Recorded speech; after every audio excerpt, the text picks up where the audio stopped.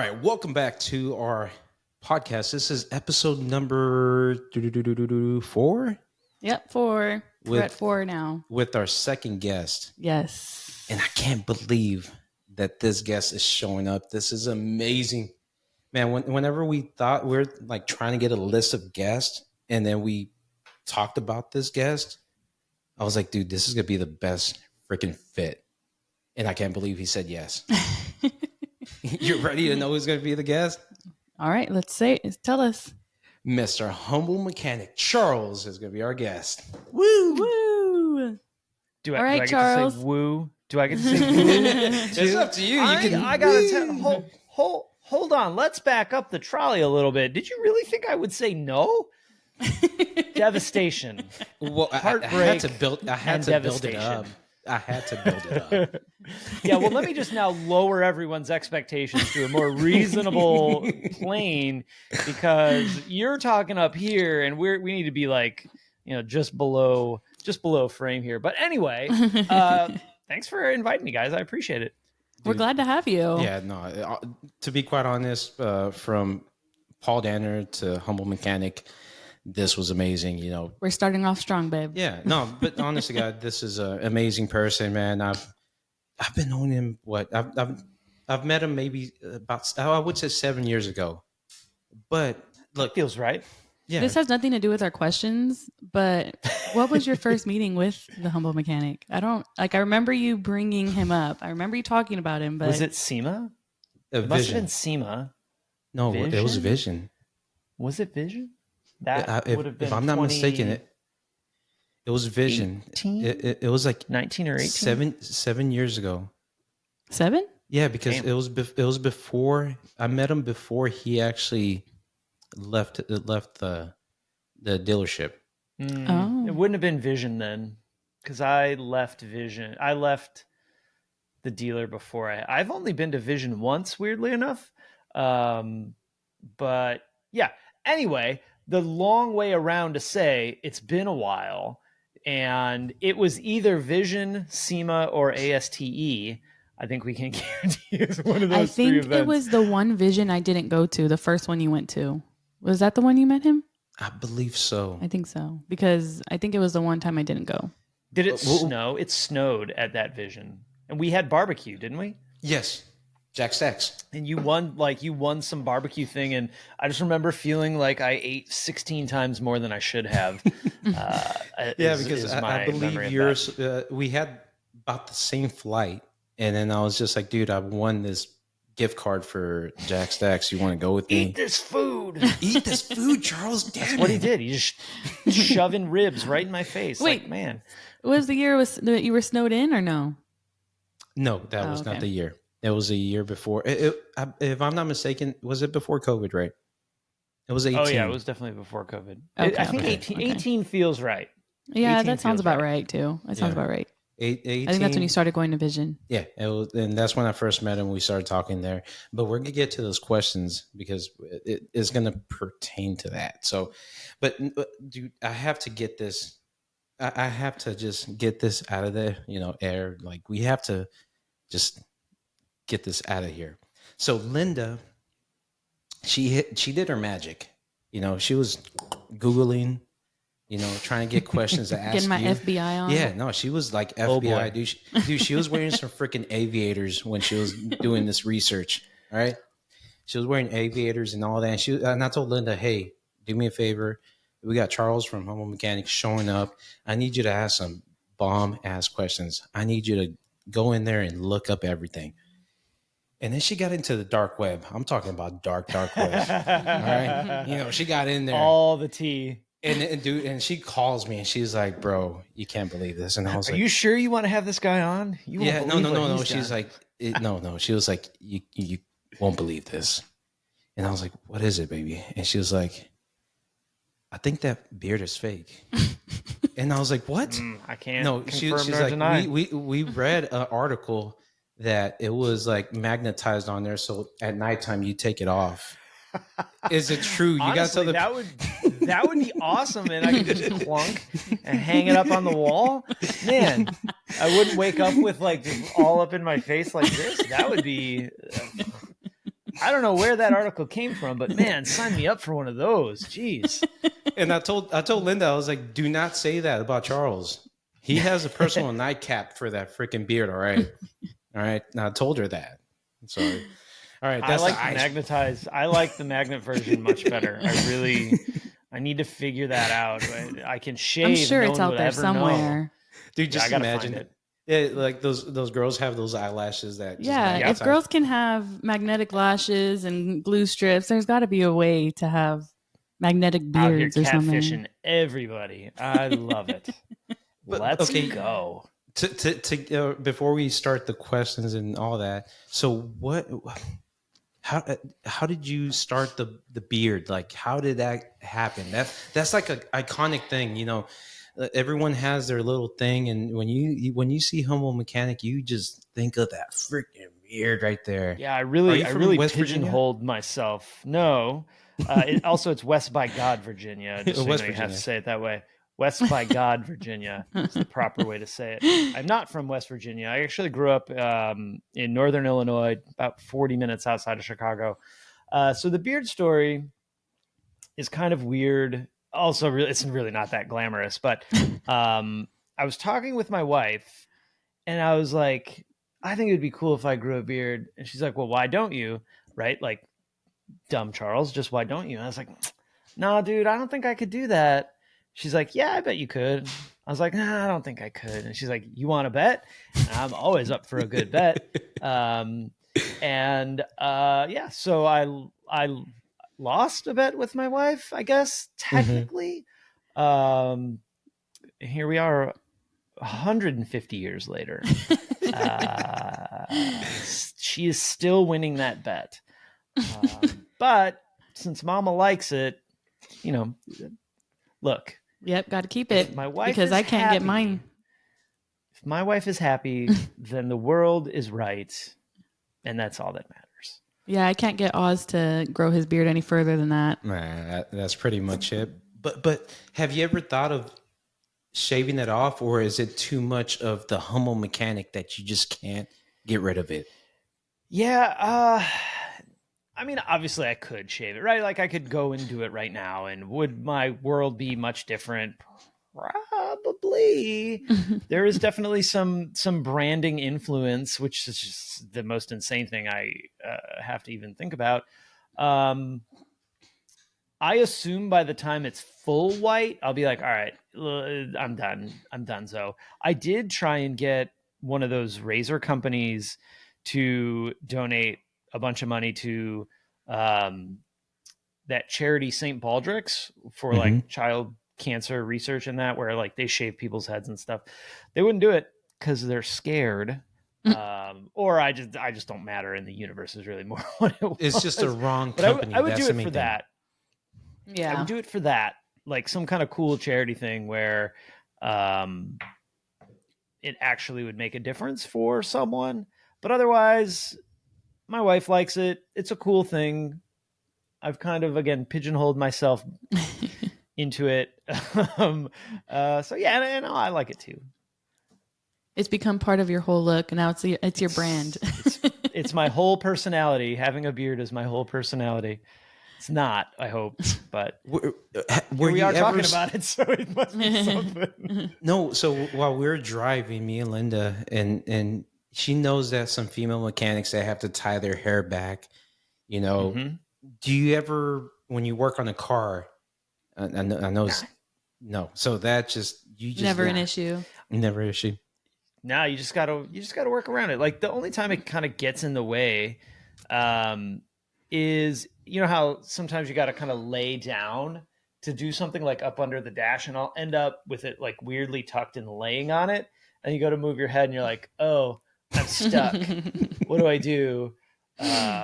Or there'll be like, just, this is kind of gross, so if you get easily grossed out, just cover your ears for like 10 seconds. There'll just be rogue beard hairs around, and I think that's really disgusting. Even though they're my own hairs, I think it's gross. So yeah, that stuff would definitely not gross me out. It looks like an awesome pillow, you know, just kind of like if you're under, you know, when you're underneath. My dog does that. He comes and he puts his face just right here. So but he's a cool little dude, so I don't mind. All right. Well, now that we've talked for 5 minutes about Charles's beard, But That that's can not be what the whole show's podcast. about? Yeah, I thought that's all we were talking about. that was The the man- whole podcast right there for you guys. The man underneath the beard. The man Yeah. underneath the beard. All right. So our first question, we'll start off. So Charles, what drove you to become a mechanic? And did you always know you wanted to be a mechanic? That's two questions, first of all. But That is yeah. two questions. That is a good question group. I don't think growing up really aspired to be a mechanic, but I also didn't aspire to be anything. Like I was kind of just a lump. When I look back at like middle school, high school, when you're trying to figure out what you want to be when you grow up, dude, I didn't have any aspirations to do anything at all. I hated school. I was bad at it on top of that, probably because I hated it. And like, technically, I don't know that I should have graduated high school. There might have just been like pencil whipped my whatever they call it, transcripts or whatever, just to get me out of there. But I was that kid that always liked to take things apart and figure out how stuff worked and fiddle around with stuff and anything I could get away with. Like I must have been maybe 5 or 6 years old. And I remember like my grandfather was working on his car in the garage and I had my little bike that I was working on. And I remember taking the front wheel off. Who knows why I did it. And putting it back on and then riding around the court and the front wheel falling off. Eventually I got better at it, but I was that kid that just was fascinated by how things worked and fascinated by taking things apart and trying to put them back together. So really, while I never aspired to be that in the time where you're trying to figure out what you want to do with your life, because, at 18, you should know what your whole life is going to look like. Oh, yeah, for sure. Definitely. It was kind of like a natural fit and it made sense to me, right? Like sitting behind a desk, just working on a computer or whatever people sit behind desks doing. I've had 2 jobs like that and it was so far removed from anything that like brought me any joy in any capacity. So I'm not built for that. But like being a tech, being a mechanic, whatever. By the way, I use those 2 terms interchangeably. So if you get twisted one way or the other, just relax. You'll be okay. Yeah. You're getting I'm me not mad talking to right you now. guys. I'm not talking to you guys. I'm talking to everybody listening. Like, Yeah. I use those terms completely interchangeably. It's whatever I do too. sounds better in the sentence is the one that I use. I'm a technician. So, like if you asked me what I did for my career, I would tell you I was a Volkswagen technician. However, I've spent a couple of years with the word mechanic heavily branded. So, clearly they're interchangeable. And it's right there to on me, your but shirt. yeah, On my imagine shirt, on my the hat. humble technician. It sounds terrible. It's a terrible name. Don't pick that as your name, or do. What do I care? Well, someone told me that. They're like, hey, you don't call yourself Oz Mechanics. You're a technician, so you should be Oz Technician. And I was like, that does not sound good at all. That sounds weird. It sounds really weird. I feel like that, there's a lot of people that have some pretty big feelings about those 2 things. Linda, remember when I said that I was all over the place? Here we go. So it begins. For me, when I went to tech school, that was what the programming was. You're a technician. You work on things that are technical. Mechanics work on mechanical things. You are elite. You're this. You're high level. So you need to think of yourself as a technician. And the sentiment is actually really good, right? Like we as technicians, mechanics, whatever, we want to have this high level of respect. These cars are hard to work on. Modern cars are technologically insane when you really break it all the way down to the each layer of how the car is put together and what it really takes to have a modern car. But the words to me are irrelevant, right? Like what was it, like a secretary versus an administrative assistant? Oh yeah. It's the same thing. refuse engineer versus a trash man. Like, it's the same stuff. We don't need to glamorize it by a word. Let's just say what we do and move on from it, right? What's on Half Baked is like what was it? Half Baked. He was a trash man, and then custodial arts. Oh yeah. Yeah, Dave yeah. Chappelle. Like, who cares? Yeah, who cares? What drove me though to actually like get into the industry was really it really came out of a place of I hated what I was doing for a living. So I worked a lot of retail jobs. I was good at it, but I just hated it so much. It's so soul sucking. That's a tough sentence, part of a sentence. And I really hated it. So funny enough, I was actually working at CarMax selling cars. And had I not been kind of like a burnout 19-year-old kid, I would have been much better at it than I was. But there were a bunch of guys that were going to UTI, which is a tech school I went to in Glendale Heights, Illinois. And so you see the guys walking around with their UTI jackets, and, you know, they were all cool. So we would just BS every now and then. And I'd talk to them about it. You know, what's tech school like? What's working on cars like? And I'd never really done any work on cars before outside of car audio stuff and some light 12-volt stuff, which is kind of what got me interested in cars, was car audio. And so I was like, well, you know what? I don't really want to sell cars anymore. I don't want to work crappy retail jobs. I worked for a B2B computer sales company for a while, which was, they monitored when you went to the bathroom, which was just the worst thing ever. It was a terrible job. I never even quit that job, funny enough. I just stopped going. Total Office Space move. I just stopped going. And it was like a month before anybody actually called me. It was like, hey, what happened? It's like, y'all suck. I don't want to work there anymore. So I went and I toured UTI, and man, when I got there and the guy, the recruiter, whoever it was, showed me around, I was like, this is awesome. This feels like the coolest thing to do. So that sort of set me on that path. And, you know, it's taken a lot of interesting turns and diversions. And here we are all those years later. One thing I noticed just from the beginning that a lot of you guys in the automotive industry that have in common is y'all always say, I really didn't like school.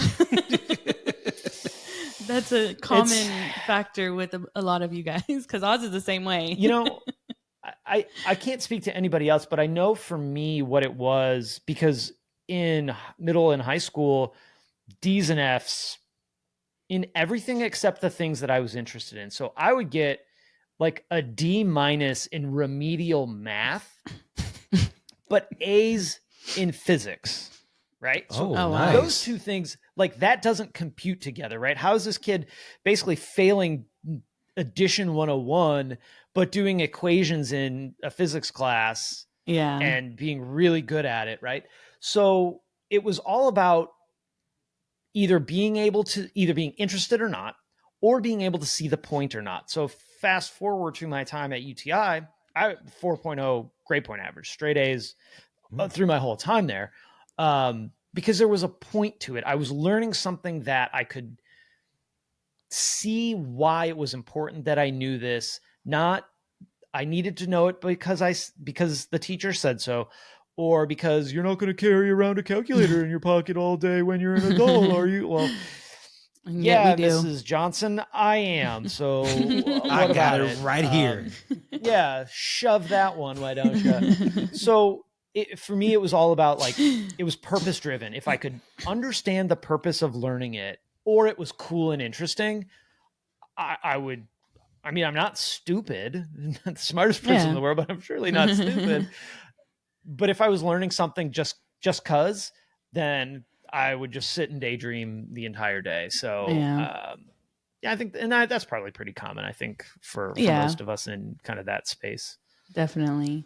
All right. So your next question is, if it wasn't for automotive, was there anything else you saw yourself doing? Which you kind of mentioned that it kind of, but I'll let you. I probably would have ended up being an electrician of some sort, would be my guess, just based on like what some family members did and what space they were in. I would have likely gotten a union job as an electrician, and you know what, I don't know if I would have liked it or not.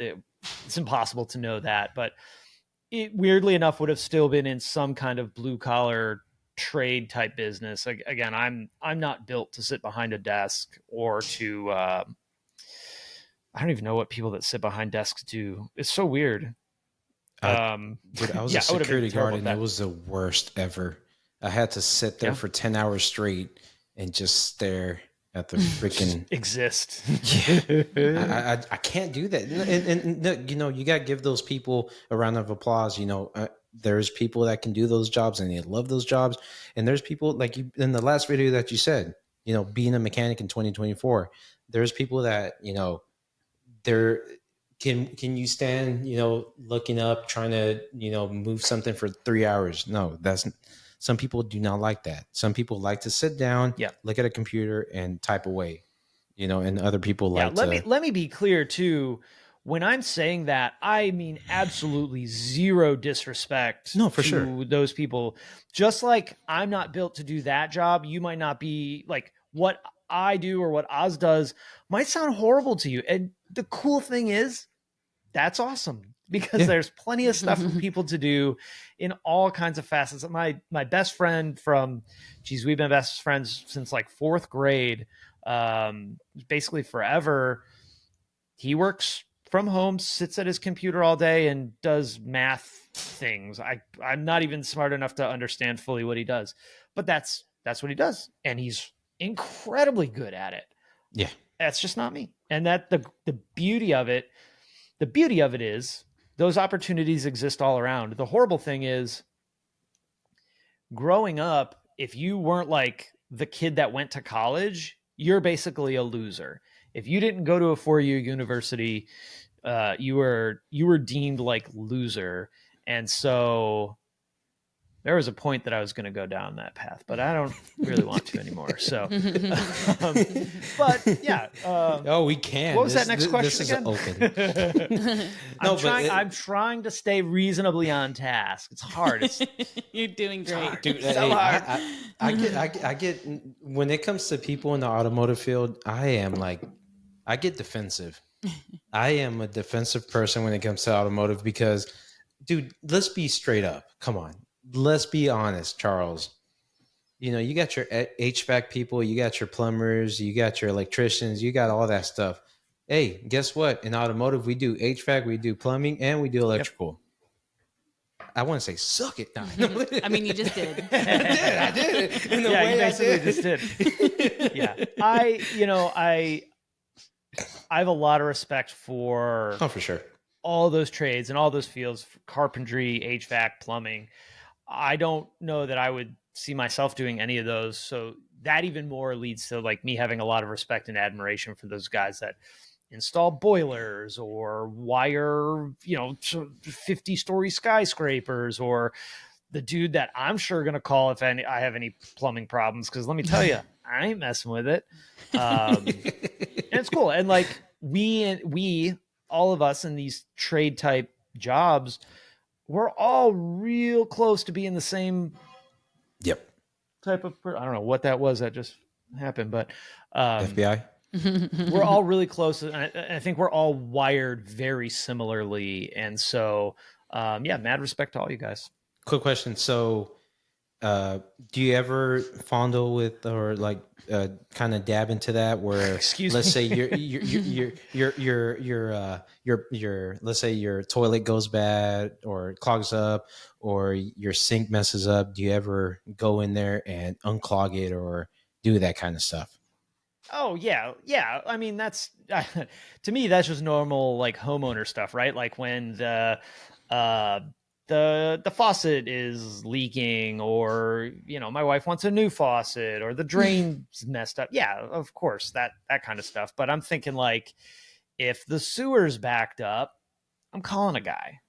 Yeah. When it's time to drain the septic, I'm calling a guy. I'm not messing with it.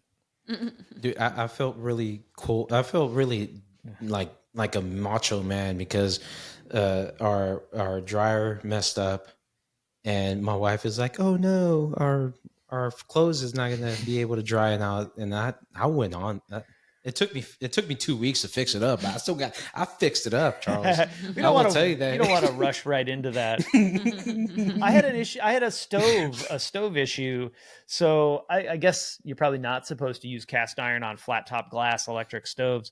And so I did years ago. Dude, this is years ago. And finally, the other day, I got so pissed off because this burner, it was either off or 1,000,000% hot, like glowing red. So pulled the stove away, found there was a schematic on the back side of it, did some looking at it. I was like, okay, it could be one or two parts. Did some quick research, found the part, ordered the part, and it's still sitting on top of the stove waiting for me to install it. Yeah, I don't want to rush right into it. It's my tomorrow Yeah, project. that sounds familiar. It might be tomorrow's tomorrow project too. We'll have to wait and see. We'll see what That sounds happens. very familiar. So, Charles, what inspired you to start The Humble Mechanic, your YouTube channel? Yeah, good question. So, there were a couple of things that were kind of factoring at the time. And I actually had a lot of like the website and the Instagram and the Facebook page many years before I started making videos. Believe it or not, it took me a long time to build up the courage to actually sit on the other side of a camera, hit record, and try and intelligently talk to the little box. We live in a world now where recording yourself is so common. When you see someone doing it, it's not a big deal. Like, oh, they're, FaceTiming their friend, or they're shooting a TikTok or whatever. Like, it's so commonplace. But in 2010, 2011, that wasn't the case. So there's two real things. One, my wife was working in craft beer at the time, and so she wanted to start a craft beer blog. This would have been like 2010, 2011. And neither one of us knew how to do any of that kind of stuff. So I was trying to help her learn how to set all that stuff up. And, being a woman in the beer industry is kind of I don't know how it is now, because her and I have both been out of that game for so long. But at the time, it was a challenge, right? Probably very much like being a woman in the automotive industry is. It's challenging, and you face a lot of different hardships. It's kind of weird to say hardships when you're just talking about like beer, but you face a lot of different challenges than dudes do. So I was trying to help her set that up and get that going. And then really the true catalyst behind this is I worked for an awesome dealership group. They family owned 35 some odd dealerships. My boss was awesome. In fact, up until a year and a half ago, the guy that hired me in 2004 was still the service manager at the same dealership. Oh, wow. Worked with a great group of techs, worked with a great group of service advisors. Even most of the salespeople were pretty good. General manager was never there, but like the sales guys were pretty good. And this was a time where the only online representation in the automotive industry was, hey, buy this car from us, right? That was it. Mm-hmm. Nobody was doing any kind of, here's what technicians do, here's what salespeople do. There was no Russ Flips Whips or whatever that guy on Instagram is, or the pushing pistol. Like, none of that existed. So I go to my boss and I was like, hey man, like, our dealership is awesome. It was super common that if you were as a tech, not just me, right? This was me too, because that's just kind of how I'm built. But plenty of other technicians, you'd walk through the waiting room and be like, oh, hey, Mrs. Jones, how you doing today? You might have never worked on Mrs. Jones' car, but you've seen her there, 10 times, right? They're Volkswagen, so they're always broken. So a lot of repeat customers. I was like, dude, like, what we do in the shop is so much cooler and so much more interesting than anything sales could ever imagine. What if we could take like our vibe in our building and present that online and show people like, yeah, we know you have a bad mechanic story, but most of us, at least here, we're all just really working hard to make a good living and to fix your car. The same thing they want, right? Same thing customers want, car fixed. How can we take this culture, this vibe that we have in our building, and share that with the world? And he's like, hell yeah, I love it. It's like, cool, let's go. So we go to the general manager. He's like, yep, here you go. So for 2 weeks, I built a dealership Instagram page, built a dealership Facebook page. I think they might have already had it, but like I actually built some content around it. And keep in mind, I had no idea how to do any of this stuff, not a single thing. So I was just learning. And so 2 some odd weeks go by, and GM and service manager pull me in. They're like, hey, they hired a company to do all of our social stuff, so you don't need to do it anymore. I was like, all right, cool. This company, by the way, made such engaging and riveting posts as, what's your New Year's resolution? Ours is to smile more. The thing that really just makes you want to throw up continuously. So they moved on from what I was doing, which is wild because like I was doing it for free, right? And I was like, man, everything I said, everything we talked about, presenting our culture online, trying to show like what technicians do in the shop, what a diagnosis looks like on a car. The fact that most of us just are really hardworking people that really do care about our customers, that really want what's best for them. It's all true. Just because they don't want me to do it anymore doesn't mean that anything has changed really. So I was like, you know what? F it. I'm going to do it for myself. And so that's pretty much how everything was born. I flew under the radar. No one at the dealership knew what I was doing for years. And then they knew. Then I started getting in trouble for filming in the shop. But how did you get? I look back at that now and realize. Great question. It doesn't mean what people think it means. Humble. Also, people don't really know what the word humble means, which is kind of funny. Because I often hear, well, that's not very humble of you. I'm like, humble and nice are not the same thing. They are those two do not mean the same thing. Yeah. So I was a very young technician at the time, and I had some pretty great mentors that I'm just super fortunate to be able to say that, because I know not everybody gets that opportunity to have like good, strong mentors around them that really do care about their success and really want to help them grow as technicians. And he's like, hey, Charles, like, I'm going to level with you. You're a good kid. You're sharp. You're smart. You are going to be a very good technician one day. He was like, 2 things are going to happen. 1, the people around you are going to hate you for it. They're going to be jealous. They're going to feel threatened by that. I was like, okay, makes sense. It's like, the other thing is you're going to get a bit of an ego, which it happened. Thankfully, I pulled that ego way back. You're going to get a bit of an ego, and you're going to start get a lot of confidence behind you. And if you don't keep that in check, it's going to be a problem, because it doesn't matter how good you are. One day, a car is going to come in and it's just going to serve you the world's biggest piece of humble pie. And Will was like, okay, yeah, whatever, old man. Cool story.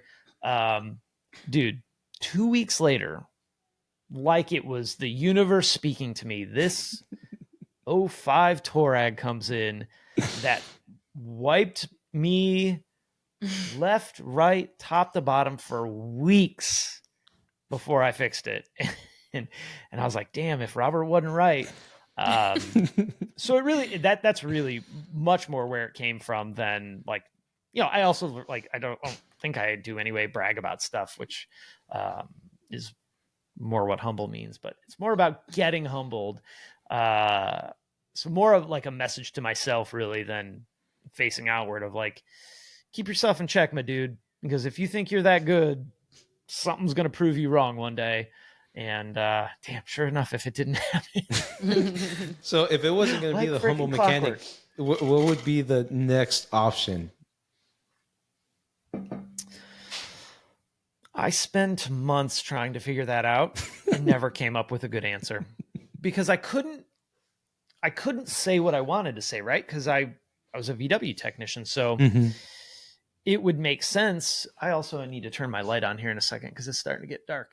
But it would make sense that I branded myself in some sort of VW light. But this was also at a time where Volkswagen was very protective of their brand. And if you weren't authorized by them to say you were VW, they would put the hammer down. So I never wanted to give the big corporate any ammunition to like shut me down. So I don't know that there was ever a backup to that.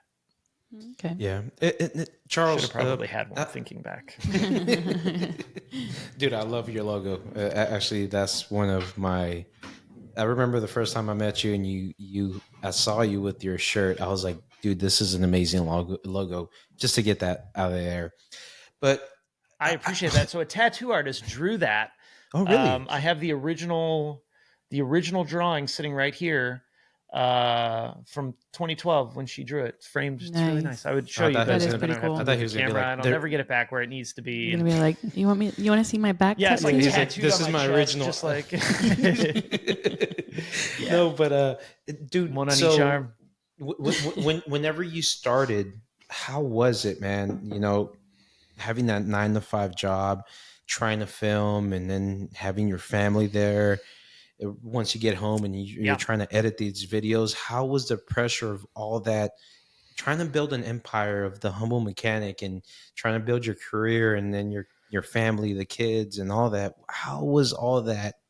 You know, explain that right there, man.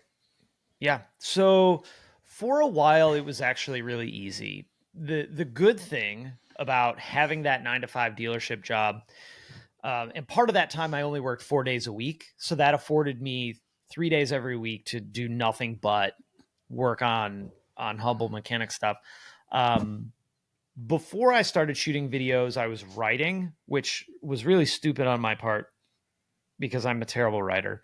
It's awful. In fact, one of the driving forces of starting videos was it would take me a day to write a blog post, but I could say that same stuff in a way that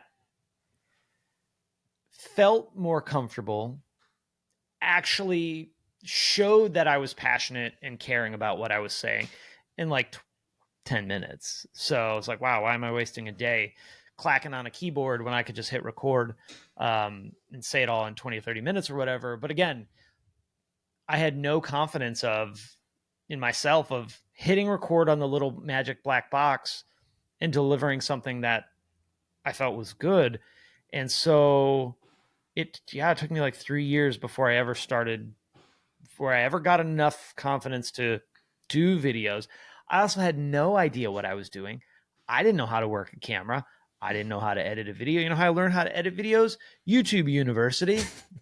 Everything I know about editing videos came from doing it and screwing it up, or learning it on YouTube, or kind of a combination of both. And so early, it was actually pretty easy. You also 9 to 5, you have this unlimited content of broken cars. I never had to think of what to write about or do a video about because the stuff would just exist. It would just come into the shop. Once I started making videos full time, it was a really strict and regimented schedule. It was get up at 5, get everything ready for the video, go to work from whatever, 7 to 5, 6, come home from 6:30 to 8:30, family time. My daughter was under 1 when I think somebody's two-stepping down the street. I would hang out with my family, put my daughter to bed, talk to my wife for 20, 30 minutes, then off to shoot, off to edit. And it would be from 9 to midnight, film and edit.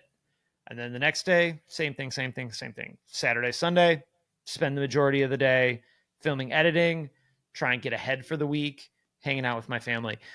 You know, looking back, I think, God, how did I do that? Like, I struggle now to do 1 video a week, and I have a video guy. Yeah. This is what I do all day. But in those times when it was full go, I had this thing that I knew I was working towards, right? I knew that I would find a level of success, and I knew that if I just kept grinding and kept going and kept putting the work in, that it would pay off. And in those times, for me anyway, it's like you have this little secret with yourself, because nobody at work knew. The brand was growing, but nobody really knew at work. My wife knew kind of on the surface, but she didn't know truly like the depths of what was about to happen. Mhm. So it's like you have this little secret with yourself that nobody knows, and it's just for you. And it's so much fun, and it's so cool, because you're like, any second is going to be that pop. And then it's like to the moon Yeah. with whatever it is you're doing, right? And I love that. Yeah. I love that so much. That is probably one of my favorite things. I'm looking out my window, I see my daughter's archery thing. It's like, if you start practicing archery, you're probably not telling everybody in the whole world. You're working hard, you're grinding, and you're learning everything you can. And then by the time anybody knows, you're, I don't know, a master archerer. I don't know what the right thing is for archery. I'm terrible at it. But I love that time. That part of the grind of building whatever it is, whether it's a skill, a business, a brand, whatever, is so cool. And if at the time you can appreciate it, I don't even know. Like, there's not even words that I have that can describe that feeling, but it's cool. Yeah. So Well, all that made it worth the grind, the work, the sleepless nights, the being exhausted and trying not to, mess somebody's car up during the day or say the wrong thing in a video at night. yeah, for sure. So did you ever, when you first started, when the camera first, you first had your first video, did you ever see Humble Mechanic getting as big as it is now? I mean, I was just looking at your YouTube channel, and you're about to hit 1 million subscribers. And another thing is, when Linda was researching you and watching your videos, she watches like cooking and all that.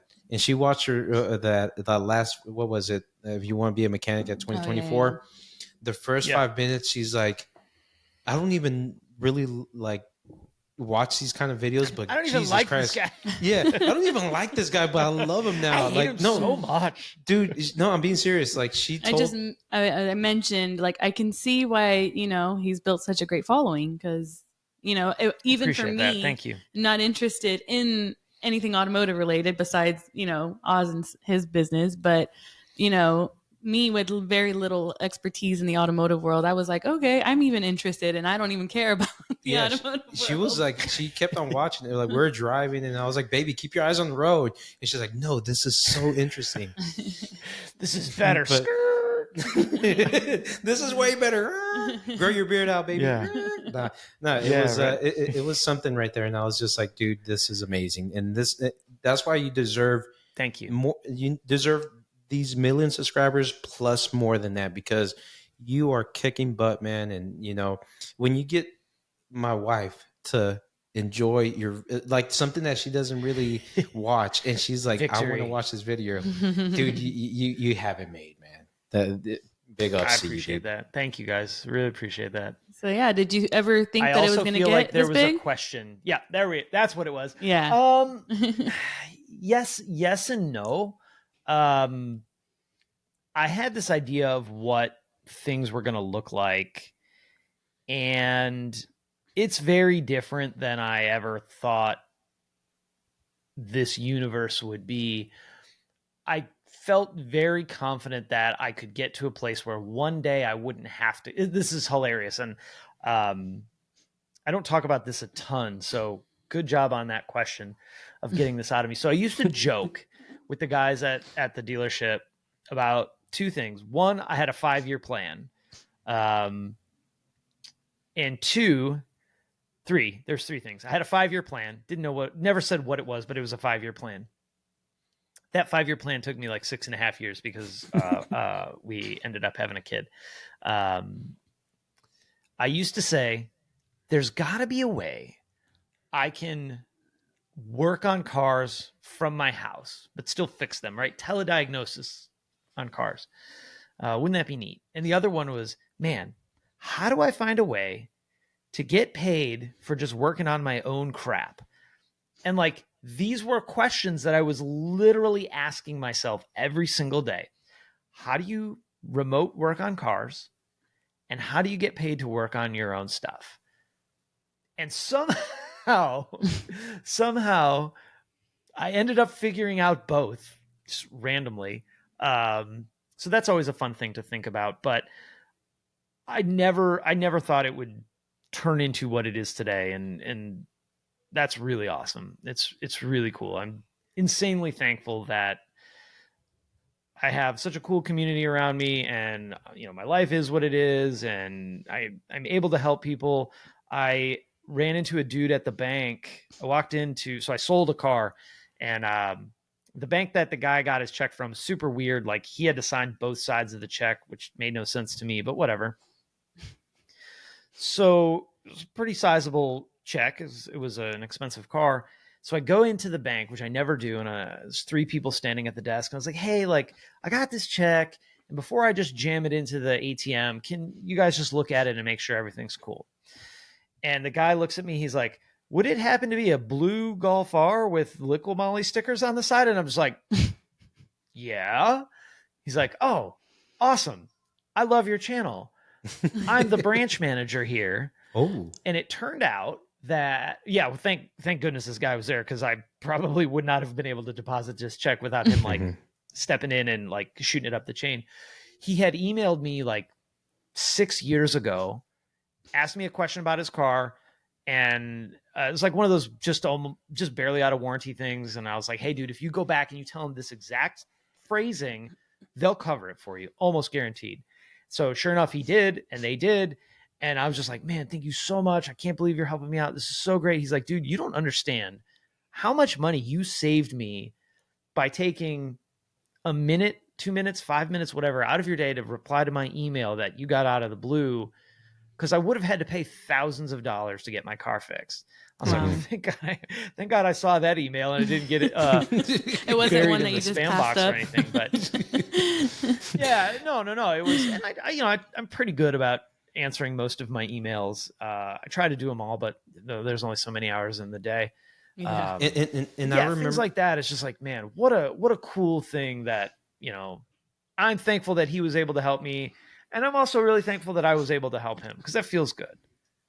Yeah, and I remember when I think we talked in SEMA, and we had a conversation, and this was when you actually, I think, is when you quit your job and then you went full-time YouTube, and then we were talking a little bit, and I was asking you how everything's going, and then you told me you went to was it Finland? Yeah. It was Yep. Finland. You're over there. Driving the car in the snow and all that. And I remember coming back to my wife, and I was like, dude, we got Charles This right idiot here. went to Finland. What the hell? Yeah. Come on, we gotta start doing this.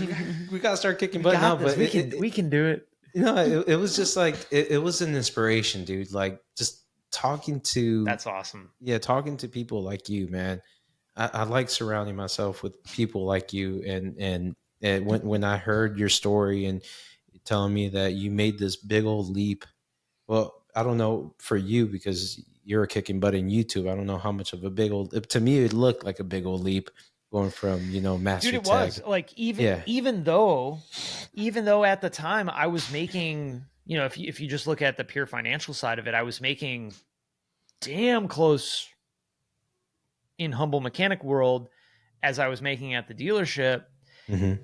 It was real close, but also the dealership I worked for, 3 weeks paid vacation, reasonable health insurance benefits, a steady job. Like, on paper, it's the job that everyone wants. A good dealership, a great boss, good service advisors. I was a shop foreman, so like I could really come and go as I pleased, as long as when I needed to get work done, I got it done. But maybe one day I wanted to work from 9 to 6 or 7 to 4. I could do that as long as everything was flowing smooth and we were fixing cars.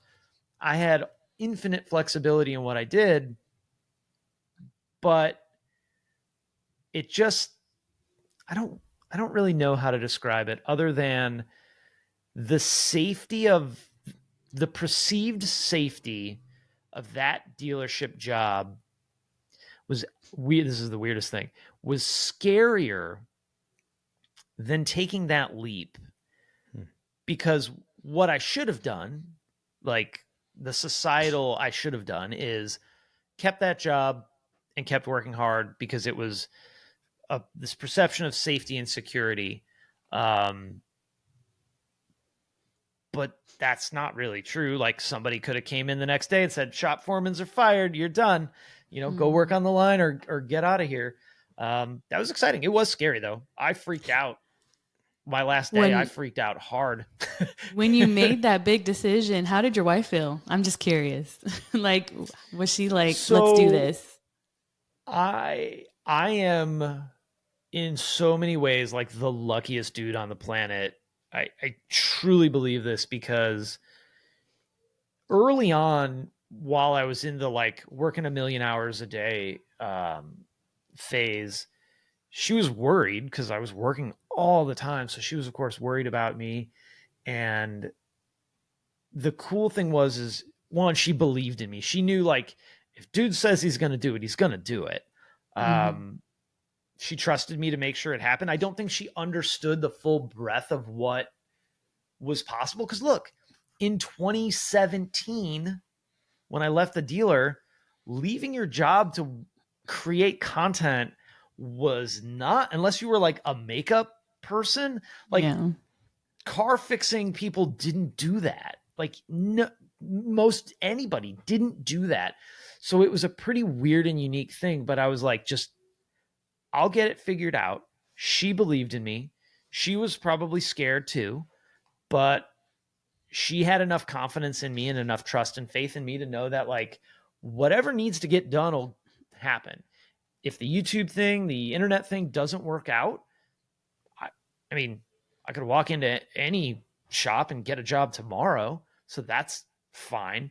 So yeah, I'm just insanely thankful that I have such an amazing partner that believed in me enough and trusted me enough that I could make that leap without like, what do you mean you're quitting your job? You're stupid. That's yeah, huge. for sure. That's huge. Like you can't, I mean, you probably can, but having your person not be supportive, I don't know how you could make that work. Yeah, no, for sure. I don't know how you could really jump and make that leap without having like your partner being your biggest cheerleader in the world.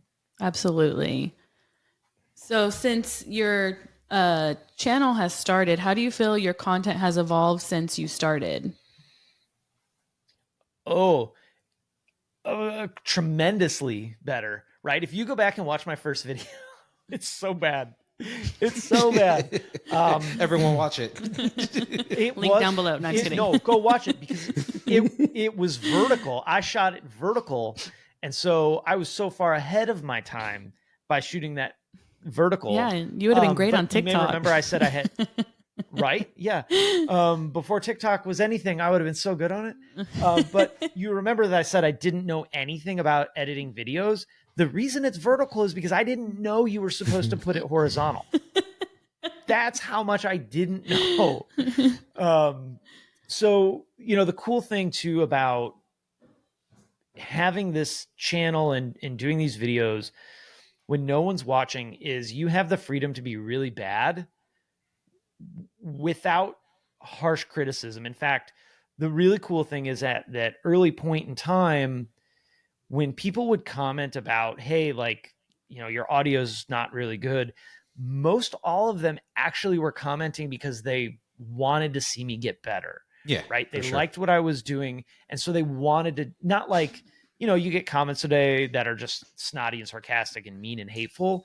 It was very different then. It was like, hey, dude, get better lighting. Like the lighting now is really this super harsh line from my hat.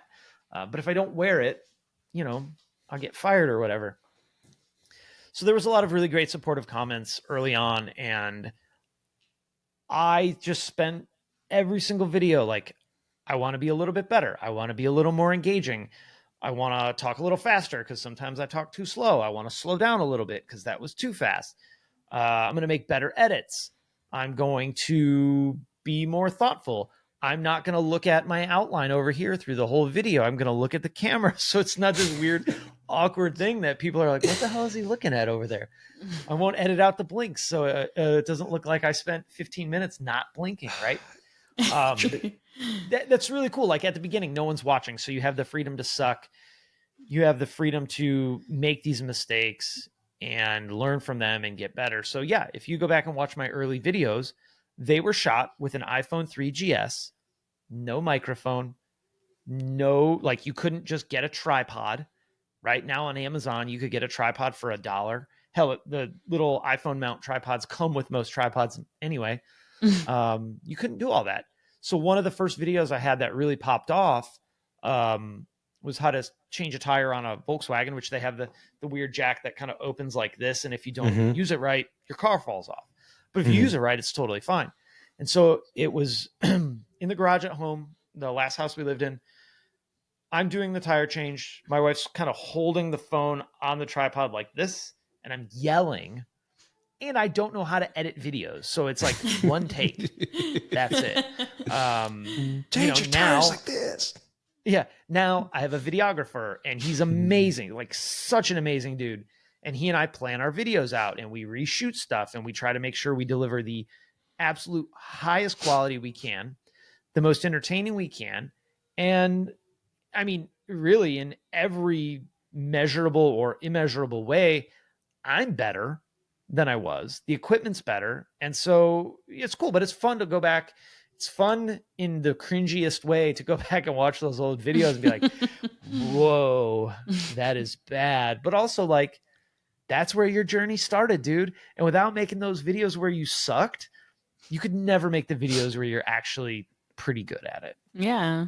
So how would you take the criticism?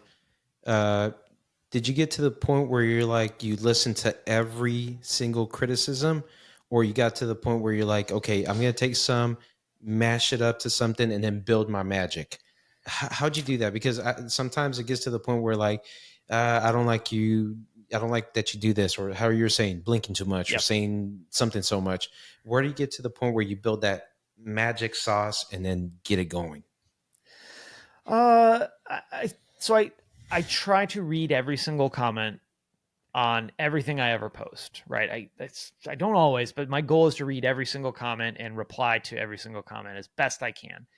And so with enough time, you start to see through like the BS that people will post. Like if someone posts, "You suck, stop making videos," like, okay, that person is in such a bad state in their existence that I actually feel bad for them. Because think about how bad your brain is wired at that moment, where you feel like insulting someone on the internet that's just trying to help people is a good idea.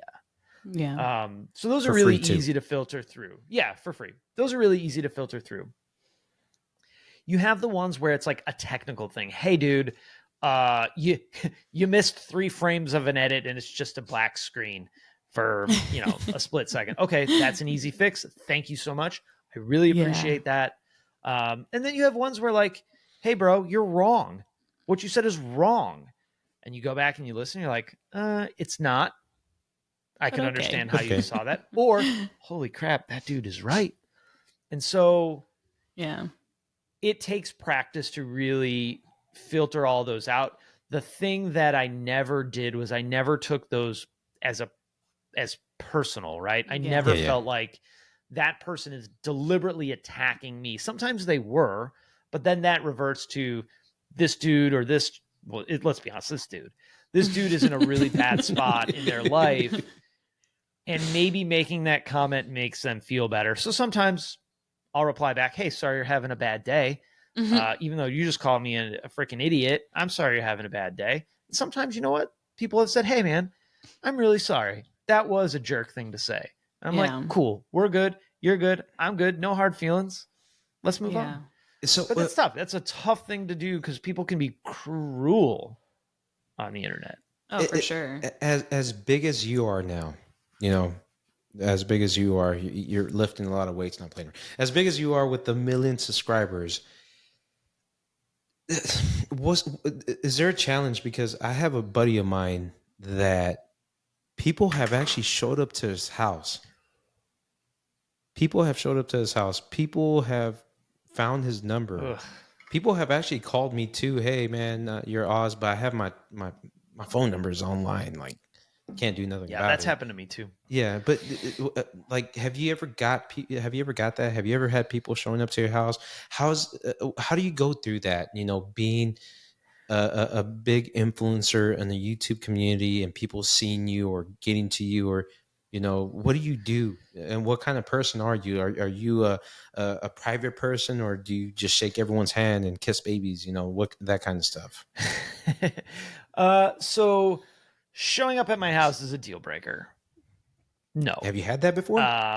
One time. Oh, And Jesus. it was like a old country guy. Definitely meant no harm, no disrespect or anything like that. I just don't think I think in his time you just went to someone's house and that was a normal thing, right? So Mhm. I cut him all the slack in the world. I've had people call me a couple of times. Normally I don't answer my phone when anyone calls me unless it's my wife, or you know, certain family members. So that's pretty easy to filter too. I did kind of pop off on somebody for calling me because it felt like he was mad that I wasn't going to drop what I was doing to help him on the phone. I was like, buddy, like, come on. Yeah. In public, I think it's awesome. I think it's so cool that someone has seen a piece of content that I've made that is very niched down to the VW Audi community, primarily anyway.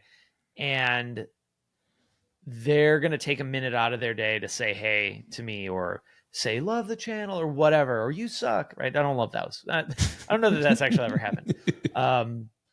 But I think that's the coolest thing ever. And sometimes it's easy to let those things get to your head and think like, oh, look, I'm a hot shot. But my wife, again, amazing. Oh, my earbud fell out. Amazing wife. She's like, hey, you know, it's cool that people watch your show and know your channel, but just remember, you're going to come home and at the time, when our daughter was still in diapers, you're going to come home and change diapers and take the trash out. And that's not going to change. It's like, So does Well, yeah. go ahead. Your No, I mama was keeps just me grounded. So so that's actually kind of tying into my next question. How do you manage balance between being a content creator and your personal life, especially given the demands of running a popular YouTube channel? oh, it's great. I have no personal life. I'm a giant loser, and I don't do anything other than work on content and hang out with the fam. So it's super easy to manage. But it can get tough at times where I need to sort of check out and reboot, and so or like need something to do that's not car related or that's not content related. And so what I generally do is I generally just, again, nerd boy here, do a lot of Lego Star Wars Nice. Oh, and, nice. and things like that. In fact, I was thinking about this yesterday when I was yesterday because we had some hurricane weather come through, and I was sitting in my bed building a Dark Millennium Falcon for like 2 hours. I was like, Nice. man, you know, the success means something different to everybody, right? Mhm. For some Yeah. people, it's being famous or having a lot of money or, you know, being admired by your peers or your cohort in your field. And I was like, I think one of the biggest indicators of success is if 12-year-old you would think you're cool, bro. That's success. Like Yeah. 12-year-old me would be like, this dude is awesome. I am so proud to be like to grow up to be that dude. So if you ever want to know what my indicator for success is that. 12-year-old you, would 12-year-old you think you're cool? Nobody else might, but that's all right. 12-year-old me would. That's all that matters. So what does your wife think whenever, let's say, if you're out and about, and then someone comes up to you and they're like, "Oh my God, Charles," and they're just fanboying, like, is she like, "Damn, that's my man right That's there"? a good question. I mean, obviously she would think that. I I don't know. I don't know that I've ever actually asked her that. Honey. So often it happens randomly, just like randomly at times. But she doesn't generally go to the events where it's like my community's there, so there's a lot of excitement for me being there. So I don't think she's actually seen like what the full breadth of that looks like. But I do remember a time where I was out with my daughter and her best friend and her best friend's dad, and we were just eating pizza or something. And his dude walks by, he's like, Charles, man, love the channel. Thanks. Like, keep it up or whatever. And I'm just like, yeah, man, thanks. Appreciate it. Like, cool. Cause I really do appreciate that. Yeah. If you say what up to me out in public, I think that's really cool. Thankfully, nobody's been like mega weird or disrespectful of like joining my table while I'm eating with my family or anything like that. But he walks away, and my daughter's just like this, feeling embarrassed. But her friend and her friend's dad are just like, what just happened? Should I get an That was autograph right now? Your daughter's like, God, not this again. Not this again. Jesus Christ. Yeah, one of You're embarrassing me. one of my daughter's friends, her mom asked my wife, she's like, is your husband famous? She's like, no, but like in the little community that he exists in, kinda. And so it's cool. I love like, that answer. I'm, again, super, super thankful that someone thinks enough of me to take a minute or two out of their day to just say hi. It's cool. It's really cool. Yeah. But let's be true. Let's be frank right here. If you show up to a training event, what's going to happen? People are going to come up to you. What do you mean? What's going to happen? An automotive event. Yeah, right. So I feel bad because I feel like a distraction from like what's actually going on, and I don't want to be that, but it's cool. You're like a rock star, dude, and you're walking around and people are just like, hey, hey, hey, hey, hey. But how is that weird? happen? It's we weird. had that conversation, that vision. Dude. Yeah, we had that conversation, that vision. I think we were talking in the side, and then I was like, Charles, like, how is this, man? You're blowing up, this and that, and then you're like, man, it's just sometimes you'll get that one person that just stares at you for a while, and we're there's talking. A distinct look. Yeah, when someone's like, I want to go talk to this dude, but I'm uncomfortable about it. Yeah, but I want to do it. So I usually try and like bring that person in because I know they want to say hey or whatever, and and I don't want anyone to ever feel like uncomfortable around me in that regard. Which is the fact that we're even talking about that is so weird and wild. It's like, I'm just a dude. Like, there's nothing special about me, man. I just I don't even really know how to describe it. I'm just insanely thankful that, again, people think enough of me. Certain people think enough of me to take a minute and say what up, and it's cool. And I'm genuinely thankful for that. I always tell everyone, man, we're all, just regular people. Just, for me, luckily, I'm not to that point where people are going to come up to me. They'll probably be like, someone will probably tap me in the back. And then I'm like, yes, like, you know me? They're like, oh no, toilet paper is missing in the restroom. Okay, sorry. Are you the cleaning crew? Yeah, are you the cleaning crew or what? Damn it, sorry, dude. I thought you were the janitor. Yeah. No, Yeah. You didn't watch me my on YouTube? No, not at all. Jesus. So for this next part, I'm going to bring up this just because Oz has mentioned he would love to be a part of this. I want to hear about your experience with the pull apart challenge.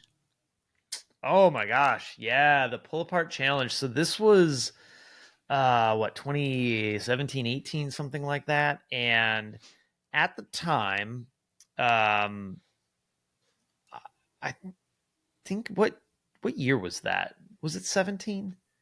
It was 17 probably no 18. more. Anyway, 7 years ago with the video. I had recently left the dealership pretty recently from that. And Eric, the car guy, was actually working with /for Pull Apart, doing a lot of their video production. I had worked with them producing a bunch of videos, and Eric pitched this challenge to like Junkyard Wars, or there was another show that was very similar where two groups go to the junkyard and like have this build challenge. It was the first time I had ever been involved in any kind of like produced thing, right? Up until that point, every piece of content that I had been involved in was either me doing it by myself or having like Eric had shot a bunch of videos for me for Pull Apart. That was it. Otherwise, it was just all me. So that was my first exposure to any of that. It was so surreal to be in this like produced thing with big expensive cameras and lighting, and like all my friends are there, Eric and Brian and Matt and Jason and Chris Fix, and who else was there? Bleep and Jeep, and the other guy who I can't remember what his name is, but he's real cool. Sorry. Brian Mobile's one. Busted Knuckle, that's who it was. And so just to like be able to do this fun thing with your buddies and have this big production crew is so crazy. Man, that was so fun. And Pull Apart's awesome. They're really great. So if you have a local Pull Apart, go, which is a junkyard if you're not familiar, buy stuff from them because they're awesome. Yeah, dude, I saw that video and the production, and dude, that was so amazing. It was insane, and we won. So like, I gotta, that's an extra bump of the ego a little bit. So it was cool. That was really, really a fun time. Yeah, no, that was an amazing thing. All right. So are there any other exciting projects or new directions you're planning to take the Humble Mechanic brand in the near future? Always exciting projects going on. I have like 7 years worth of projects rattling around in my brain. The next big thing that's probably going to be forward facing on the channel is my yellow Golf, which the very abbreviated version of this car is this was like the first new car I ever bought. I bought it in 2019. Super rare, one of 13 cars in the color in yellow, special order color. Got rear-ended, totaled. I purchased the car back from I retained ownership of the car. Local buddy, content creator as well, did the body work. We Audi RS3 swapped it, wide body kit, whole bunch of other stuff. That car is going to be at a booth at SEMA, which is very cool. I'm very excited about that. Nice. And this will actually be the second car I've had at SEMA, which is kind of wild because I exist in VW Audi land, and that's not really like SEMA focused. Yeah. So to have like two VWs at SEMA is super cool, especially when like that's never on my mind as a goal for anything that I'm doing. So it just sort of happened that way. I'll finally be working on my Turbo R32, which I took this car apart 4 years ago, so I think there'll be some struggles putting it back together with missing parts and whatnot. As far as different directions for the channel, I don't think any different directions. Really what we try and do, and now I'm talking about both myself and my videographer, editor, who's just been such an amazing asset to the channel. And, the last almost year of content has been filmed and edited primarily. I still do some filming and some editing, excuse me, but is primarily him. Did I just glitch? What was I saying? Oh, here it is. We try with every video to do one thing new that we've never done before and just try and do everything a little bit better. And it could be small things, right? Like we're going to do a little different intro, or we're going to start the video for 10 seconds without me in it at all, or start the video with 10 seconds of just me. We're always trying these little things to just make a better, more educational, more entertaining video than we did the last one. Sometimes that's a huge home run and pays off. Sometimes it doesn't. But our goal is to always just be a little bit better, if not a lot better, than our last video was. And as long as we're doing that, I think we're going to move in the right direction, right? It's kind of like we tell apprentices, not really, but kind of, when you're first learning, the only thing that matters is you fix the car perfectly. The only thing that matters is you do the job perfectly, 100%. Everything else is not important to you. How fast you did it is irrelevant, right? How much you got paid for it, you're hourly, so it doesn't matter. All the other things come with time. Your speed especially will come with time. It doesn't matter that it took you a day to do this 2-hour job. Is it correct? 100%? Yes, you did a great job, because the next one you'll do faster and then faster and then faster and then faster. So yeah, we just try and get a little bit better every time. And if that happens, I'm happy. Dude, awesome. Well, is there any advice you would give to an aspiring mechanic or those looking to start their own YouTube channel? That last thing I said is the mechanic advice. Also, don't go into a bunch of debt buying tools. That's every technician. Learn as much as you can. Yeah, I know. I did it too, right? That's why I feel confident saying it. Don't do it. For technicians, mechanics, whatever, I think this is new technicians and something experienced technicians should often remind themselves. Keep in mind that that car you're working on, while to you, it may just be a piece of machinery that's broken that you need to fix. But to the person that brought it to you, that is a vital part of their life that when it's not right is a huge disruption and a huge problem. Take that seriously and understand that you could easily position yourself to be that person's hero. You can also easily position yourself to be that person's villain. I think I've said it a couple of times. Everyone has a bad mechanic story. Yeah. Do you want to be that story? Or do you want to be the person that gets praises sung about because you saved the day on fixing the car, right? And it doesn't have to be that glamorous or glorious. You could just be the dude or the chick that put a wheel bearing in their car because it was noisy. Mm-hmm. But that person brought you their car because they can't or they aren't able, which are two different things, do it themselves. So they're relying on you with the second most expensive thing that they are going to purchase in their life to make it right. Keep that in mind. Keep that in mind that that car belongs to Mrs. Jones who needs it to get to the doctor. And if you screw it up, think about the cascading effect that could have on that person's life. So it's a lot more serious than putting a wheel bearing in, is how I always viewed that stuff. As far as doing YouTube, don't get in it for the money. You'll find yourself very unhappy. And keep in mind that I struggle with this sometimes too, but keep in mind that the only thing that's not really fair. Keep in mind the main thing that's probably going to drive you to success is delivering value to someone. Yes. So as long as you're delivering value, you'll find success, right? You'll get there. And just try and be better with every piece of content that you make. Again, I don't always do that. Sometimes I suck, but I always try to make sure that I'm delivering some bit of value to the person that is taking time out of their day to stop and watch what you made. Think about how people TikTok, right? Think about all the stuff that people have going on in their life. And they took a handful of minutes, 10 minutes, 20 minutes, 30 minutes, 30 seconds to stop and watch what you produced.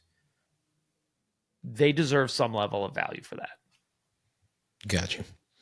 So I got to finish off with two things. So Charles, I do have to bring this up to you, man. Oh boy. No, it's actually really good. No, I truly, I valued something that you did, and I told Linda about it, and it made me feel like I wasn't a part of the group. I remember we were at SEMA, and we go to Circus, and Bleep and Jeep does the little events at the little arcade. Yep. So I remember the first time. Dude. Yeah. If you guys don't follow Bleep and Jeep, you should. He's hilarious. Dude, it was awesome. I like going to there. We do like an hour and a half of just playing around. But I remember Spanky, Brian's friend. she invited me over, and I remember when I showed up, it was like Eric the Car Guy, freaking Jason, and everyone, just all these big YouTubers. And I just walked in, and they kind of looked at me like, "What's this guy doing here?" And I felt so out of place. And you're the last person walking by, and you just gave me the biggest hug. And you're like, "How's your kid doing? How's your wife doing?" And bro, you don't know how that made me just at that moment. I just felt like, okay, I feel at least a little bit a part of this. I didn't feel left out, and I really want to thank you for that. And that just shows what kind of person you are, dude. Like, to be quite honest, I appreciate that. Thank you. And for anytime, sharing that, man. anytime I see you, I just I'll always have to say hi and mess around or whatever. So, but off of that, the last thing I want to bring up is, you are building something amazing with the Humble Mechanic and the YouTube and all that, man. You're just a rising star, dude. And my question is, what do you want people to remember you by? You as Charles and the Humble Mechanic. That, I appreciate you sharing that story with me. They just shared. That's really cool. And the takeaway I think for that is, like, it doesn't take a lot to make someone feel important and special and included. And for me, like, that's important, because I would want someone, if I were walking into a weird room that I didn't know everybody, or worse, I knew of everybody and they didn't know me from anybody. It doesn't take much to really, like, change someone's day, week, month, year, life. So if you have that opportunity, try and capitalize on it, because it's going to do something good for them, but in a complete selfish, self-absorbed kind of way. It feels really damn good for you too. And that's okay. It's okay to have that selfishness, because it works good, right? Works for everybody. As far as what I would want people to know me for, that's a very cool question. I think,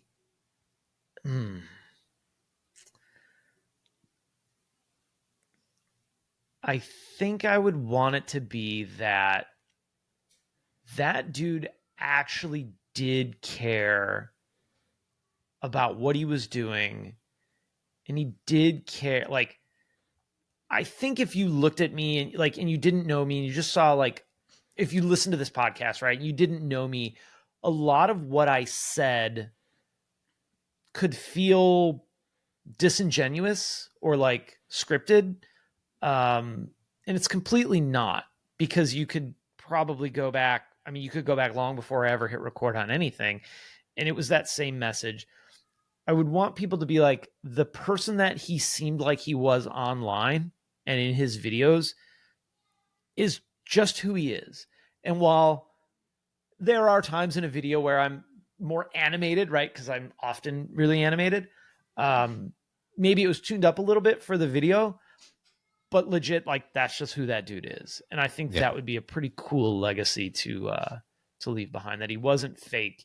He wasn't full of crap. He just legit and genuinely did care about the people in his community and the value that he brought to that community. I think that'd be a pretty cool legacy to leave behind. There you go. Heck yeah, dude. This was amazing, man. Yeah. And I just want to say one thing. Yeah, heck yeah. No, let's just go say one thing. If you ever do shave off your beard, which don't do it, we got to auction that sucker off. You want a lock of it? I'll save you a piece. I'll save you. So I will put it somewhere up here in the wall. That's really gross. Please don't do that. There's probably enough floating around in my office. I'll find one and mail it to you or something. Ugh. Out of nowhere, I get a freaking mail. Oh, nice, dude. Piece I love here. Why is there giant pubic hair in an envelope? No, dude, this was amazing, man. I told Linda we're gonna probably do an hour, and we had to. I told her, I was like, we have to stop. We got to take some questions off, but then it just kept on getting better and better, and I was just like, oh god, dude, I wish we can go further. I swear to God, You Well, are amazing. what I'll tell you is, anytime you invite me back, I would be happy to come back. I think you guys are awesome. Love chatting with you. And yeah, this was super fun. So if you invite me back, I'll say yes. This was amazing. I can't believe this happened. So, man, thank you, Charles, for taking your time and being a part of this. This was really cool, man. Anytime. Had a super good time. Appreciate it. Thank you all for listening. Do people subscribe to podcasts? I think they do that. You got to hit them with the don't forget to subscribe thing. Yeah, well, I always end off my video. If you do like this video, don't forget to hit that little notification bell or hit that I already forgot about it. People Jesus know. Christ. They know how to do people it. know. Yeah, just hit You the know what to bell do. and the subscribe. But Charles, thank you Mash very all the much for buttons. showing up, man. This was amazing, dude. We will hit you up whenever we get to that point where we do the mean tweets. But this was amazing. Thank you for your time. I love it. All right. Bye, everybody. Bye.